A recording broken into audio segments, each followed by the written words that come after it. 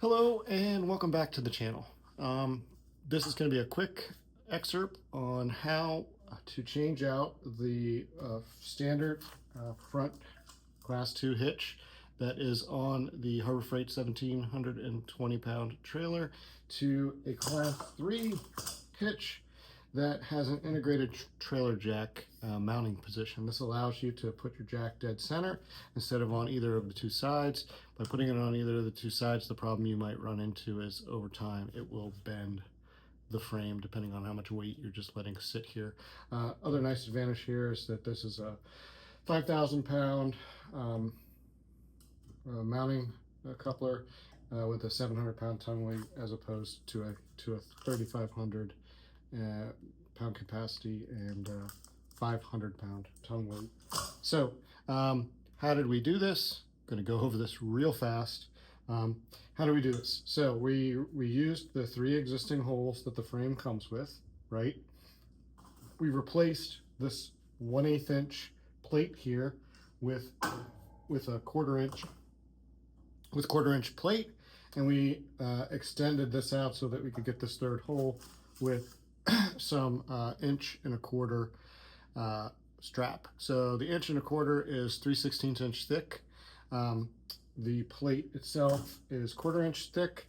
The plate comes as a 4-inch, but a 4-inch wide by 12-inch plate.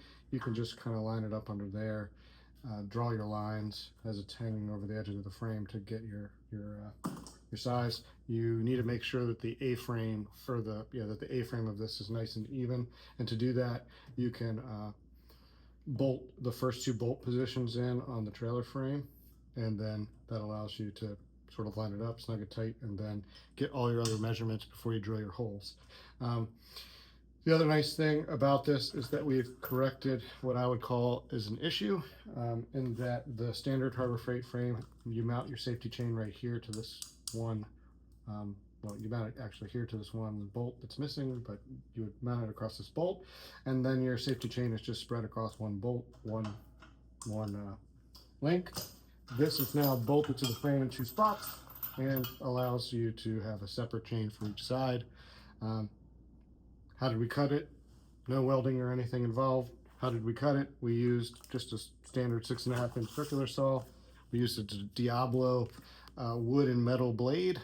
The model number for this Diablo wood and metal blade is D0632GPR. You can get these online. I'll put a link in the comment. You can get them at Home Depot. Same thing with the plate. You can get it at Home Depot. You will need to buy new bolts for a lot of this assembly.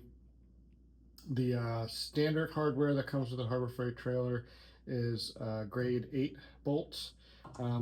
These 2 larger bolts that I'm using to chain this, I used grade 10 bolts. And then these are grade 8 bolts, and those you can all get at Home Depot as well. We'll spin out here real quick, do a top-down review of what it looks like, and then we'll be done with this segment. Thanks. Okay, so to finish up on this, based on a close in, we've got our A-frame on there. It's attached with 4 different bolts. Underneath the 4 bolts is some of that 1.25 by 3/16 inch thick flat steel strap. We needed that to make sure we could get the 4th bolt hole in the front attached to something good, just for safety purposes, basically. We've made sure that as we attach this, that the centers of these rails, that rail is centered and that rail is centered, and then we've measured across and out and made sure everything was centered so that this hitch is in the center of the trailer. Okay, because you don't want your hitch askew from the trailer when you're doing this. Okay, then we attached the jack with some M8s, M830s, bolted that in place. These chains we've split from the factory chain, which was bolted up here across with this weird bolt cross member, and then you just kind of had to split it in the center. We went and got 2 36-inch long safety chains, and if you look at the safety chains after you've bolted them to that bolt there, these safety chains are every bit as long as the initial safety chains. So we're good to go there. And then on the back side, we went ahead and put this plate to replace that other bottom plate there. We went ahead and put this plate and cut a half circle in it, line the half circle with a rubber grommet just to make it look pretty, and we're ready to move on. Looks good.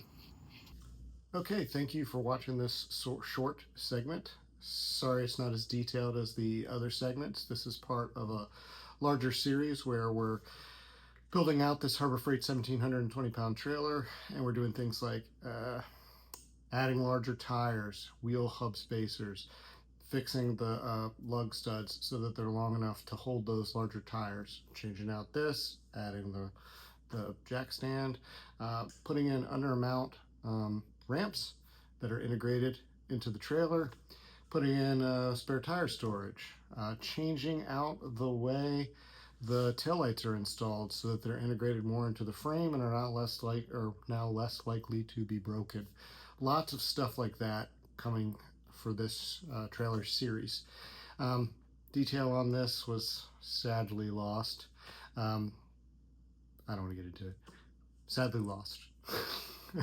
But I think with my overview of explanation, showing you the parts and the links to the materials, it's just drilling a couple holes and lining them up and bolting it all together to make the trailer frame a lot stronger, faster, and better.